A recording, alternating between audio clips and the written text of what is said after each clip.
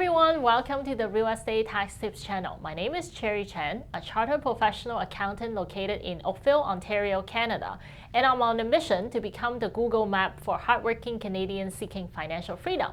And today we have this special guest, Alla. I will let her introduce herself in a bit. A veteran real estate investor, full-time real estate investor, also founder, one of the founders of Canadian Real Estate Women Association. I'm one of the big supporter of this particular group. So this is the reason why I have Alla today to come on my little YouTube channel to spread the message to not necessarily women, but increase awareness about women in real estate. Now, before I get started, please give us a thumbs up if you like our video or hit the subscribe button below to stay on top of the latest tax tips. Now, welcome, Alla. Thank you. Tell us a little bit about yourself. My name is Alla Ladygina. This is my real last name. Sometimes people think that this is a nickname or funny Instagram handle, but this is my real last name. Yeah. And my husband's last name is Ladygina. This is just because of the origin of the last name. And you can call me Alla. Oh, awesome. So when did you start investing in real estate? The first property I bought in Canada, I think that was right within my first month in a year in Canada, 2013. Which allowed us to gain that money to start like actual investing, which happened in 2015 when we bought our first burr. That was a bungalow in Toronto, which we still keep. And we were either buying property or having another baby for a while. And then because we really wanted to make sure that if we have a child, then as a first generation of immigrants, we have some money to be able to raise the child. Because we had no other sources to support that. We quickly realized that just doing that on a salary could be taking a little bit longer than we wanted. And then later, I think 2020, we decided to speed up the process, and that became our priority. And then we just started to changing the strategy to something towards multifamily, something towards using other people capital while we are providing them with all our experience and access to the teams and everything what active real estate investors do. And that allowed us to buy me one of the greatest gifts that money can buy at the time. So now I'm retired from my position, which was with the government, but I left it in April of this year. Oh, maybe amazing. Not. Thank you. Yeah, it may be not the best year to leave in terms of interest rates. Yeah. But I really think that it would be much better if I left last year instead of thinking that maybe I should have hold on to it longer for say like another year.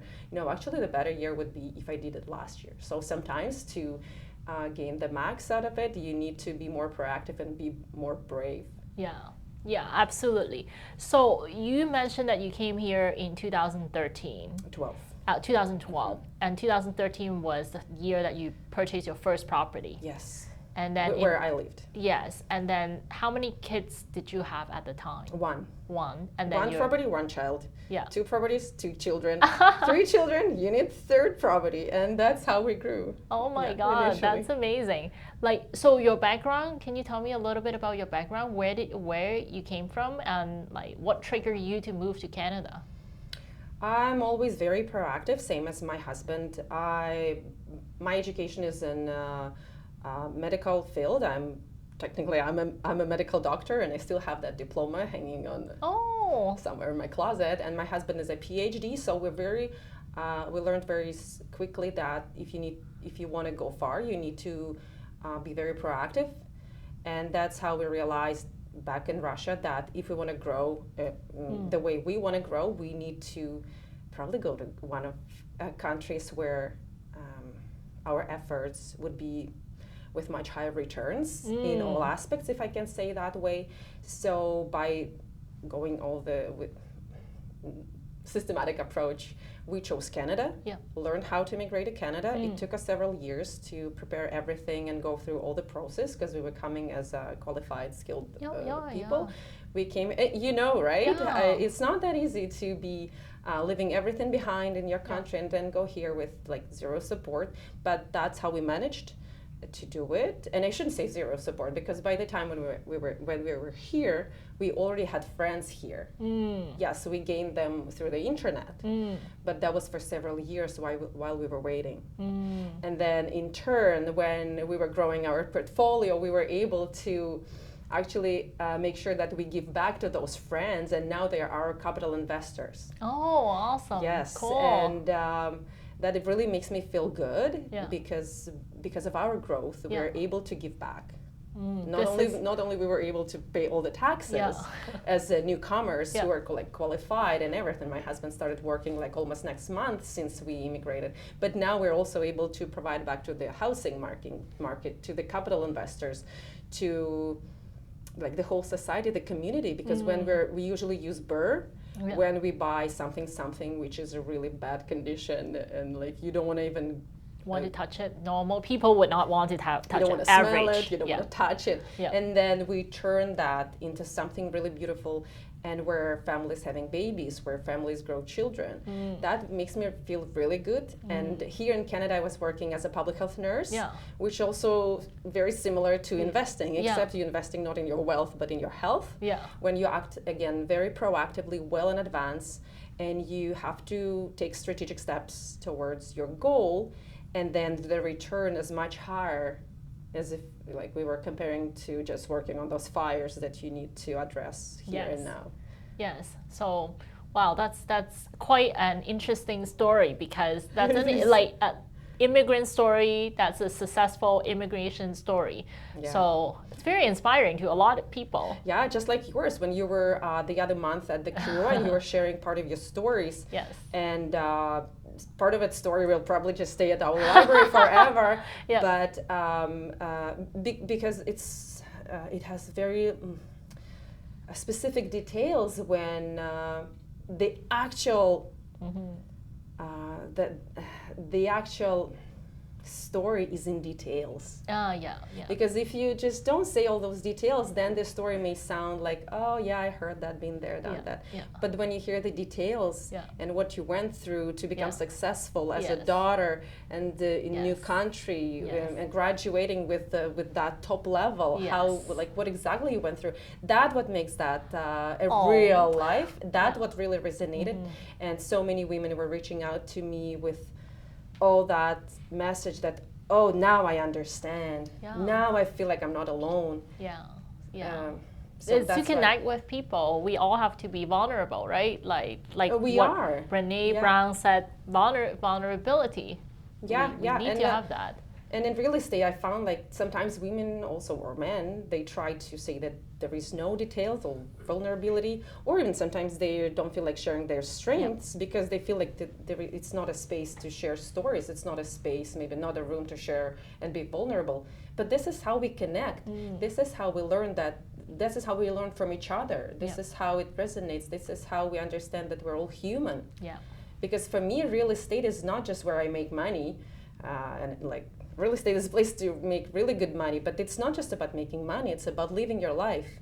Work-life balance, to me, it's all about life. Absolutely. So this is the exact reason why you found CRUA, the Yes. Canadian Real Estate Women Association.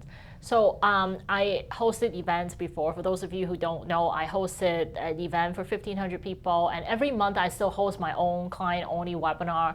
I do a lot of interview. I get to meet Alla and all the other experts in their different fields, and I know how hard it is to host an event on a monthly basis and run a nonprofit organization. And as a matter of fact, I work with nonprofit organizations on a daily basis, and I look at them, and it's so hard. So what got you into starting CRUA, and what CRUA stands for? CRUA stands for Canadian Real Estate Women Association. It is not a group for women, it is an association of groups. So what we do, we gather all of the information about everything what happens in Canada for women investing in real estate. It also involves some groups from US who are operating on in Canada. and in turn some Canadian groups may have representations outside of Canada. So we do that work behind the scenes mostly to monitor what's going on and find out what can be the connection, the best for the groups and the women. And with that, we also run the monthly meetings. They are accessible right now for public. We do ask our members what they would want to those meetings to be like. But our end, the majority of our work is behind the scenes, as I said, because when we see that women's group are doing some kind of great job in some kind of area, we sometimes may even step back. For example, this summer we were planning women retreat, but when we saw that that niche was covered, we made sure that our members got a really great discount, and we didn't feel the need to reinvent the wheel. So our goal is to make sure that the women's need is covered and connecting with the resource. But it doesn't, if we see that there is some niche which is still empty and we do want to make sure that women get that support in the particular way, then most likely we will be stepping in if our resources again allow, because we are a nonprofit. Then we will organize something like this. So that's really cool. So your whole mission is to spread this real estate investment knowledge to all Canadian women and making them aware and available, making the resources available to them. If your sister organizations are promoting different events that you see as a good fit to your members, you would also help them promote the event. You would not necessarily take their place. You just want to help to spread the whole words across. I would even say that they are siblings to themselves. And we're just watching because we're trying not to, how should I say, we're just trying to be more of an umbrella or like a platform. And then see what's going on and elevate all of them. Absolutely. So that's a really noble cause that you're doing. And I just wanted to applaud you for doing all the work behind the scene, because I know you're doing a lot of work and it's not easy, especially with 3 sons and a husband. Sometimes you consider a husband as a son as well. I mean, in my case, it's more like a father. You're the lucky one. Everything. All my games. And then you have a full-time portfolio that you have to manage. Now, back to your portfolio. So, my understanding is that the latest one that you've purchased is a complex of 8 townhouses. That's correct. Where is it?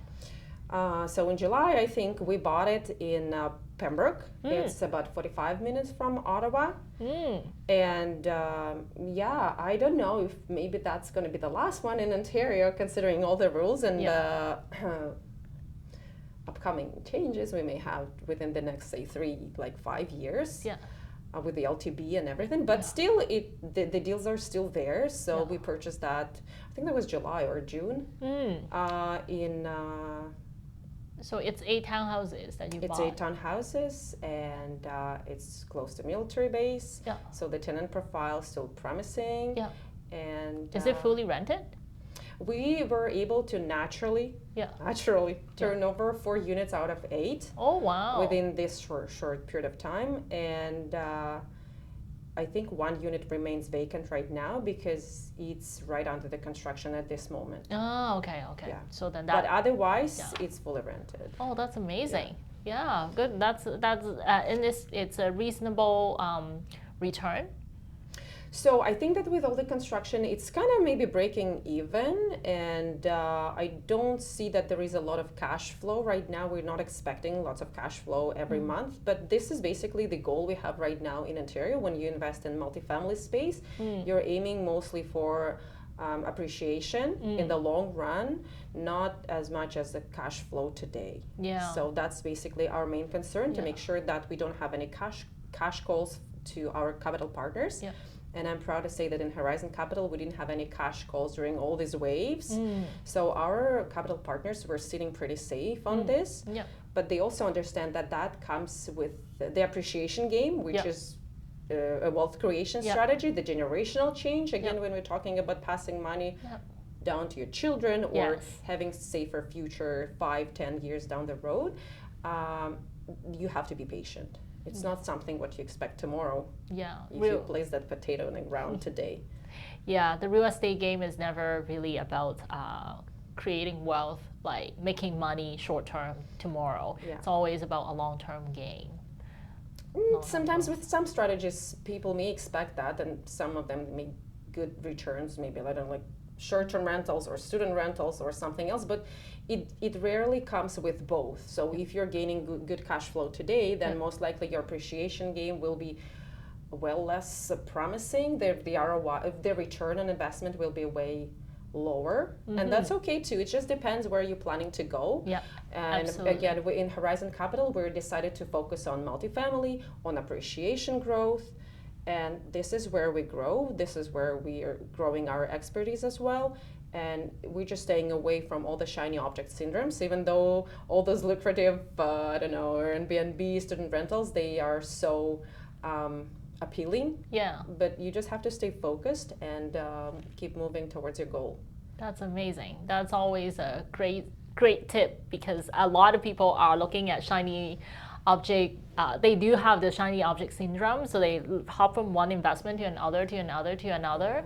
I'm still the very boring, like duplex and duplex in the local Hamilton area, because I can buy them without really thinking much about it. Mind you, it's not doing that great right now because of the interest rate, but a portion of the portfolio is doing okay. The other portion of it, the latest purchase, is not doing that great. Now, speaking of that, I promise this is the last question. We've been on it for a while. Now, how are you handling all the challenges that you are seeing in the market right now? I know before we start our camera roll, we talk about how you are also having trouble selling the property. Yeah. So how are you handling your cash flow situation now that you're a full-time investor, as well as all these challenges that you're facing in today's market?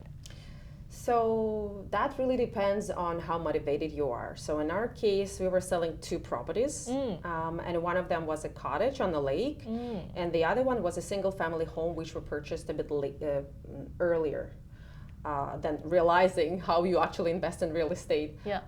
So with the lake house, we did have to sell it lower than we expected. We still proceeded with that because we don't see a cottage, even if it's a lakefront property, and it worked really well for us when we lived there for years, because we lived on the lake growing the babies and through the COVID. But then we moved about a year ago. And that property that just doesn't work for us in our property, and it doesn't matter if the rates are good or bad. It's just, again, not aligning with our vision for our portfolio for future. Cool. And refinancing would be challenging because you can only it can only make sense until you're refinanced to a certain level, and after that, like, no strategy will be able to support the expenses unless you decide to lock a lot of equity in it. So with that one, we decided to still proceed with selling. And with the other one, which is a single-family home, we wanted to put it on the market. We actually did. We prepared everything, and it just didn't sell. The market was so low, and I think that this fall market was probably unprecedented. And we just decided to say, okay, below this rate, it's just not going to make any sense to sell. We just take it from the market. We will terminate the listing, and we will find other ways to make it cash flow. So we added a bedroom in a basement. We renovated 2 bathrooms. And we're going to transform that to a student rental. Oh, cool. So we will see how that goes, because again, with our strategy, it's not aligning, because this is our only one student rental. And even if it will be cash flowing, hopefully it will be cash flowing. But it's not something which we're gonna hold forever. It's just basically just to keep going until the rates are normalizing. Or when the market turns. We talk about pivot all the time. I think all these experts are talking about how do you pivot. I think it's such an amazing term. Now you're just pivoting from necessarily saying that, hey, like, I have to sell it now. I can afford not to sell it as long as the number works or the property can carry itself. Yeah, exactly. And we're just going to keep it until the market turns. And then we most likely will still sell it. But just because of this flexibility that we and our experience and our team, because you need a really good student rental team to be able to make sure that your student rental is making sense, because it's an actual business. Then after the market is normalized, we can sell it and invest money to multifamily. That's awesome. So that it's on our path to sell all the single family homes. And then invest to something which is way more protected from inflation, way more protected in terms of cash flow and say vacancy, because we need to be prepared for vacancies too. It's not just about cash flow if all your units are taken, it's also about what if some of those units are not paying. And we as active investors need to protect ourselves, and we also need to protect our capital partners in case if our tenants are not able to cover the expenses. So thinking about that, down the road, we will be reinvesting those money to multifamily units. Wow, you're a very proactive joint venture partner for sure. Thank you.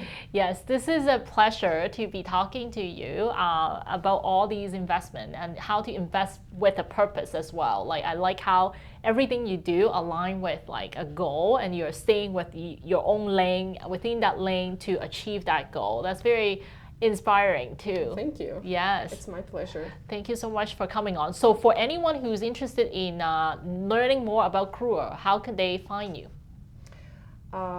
They can either find us on Instagram. I guess for women it's one of the fastest way to find something, where there is a Canadian.re. Women Association. Awesome. So I'll include the Instagram account in our description below. And what if people wants to just reach out to you? Ladygina, just type it in Instagram and you'll find me for sure. Otherwise, you can just find me at alla@kruer.ca. Yes. So thank you so much. If you like our video, don't forget to give us a thumbs up and hit the subscribe button below. Thank you again. Thank you. See ya.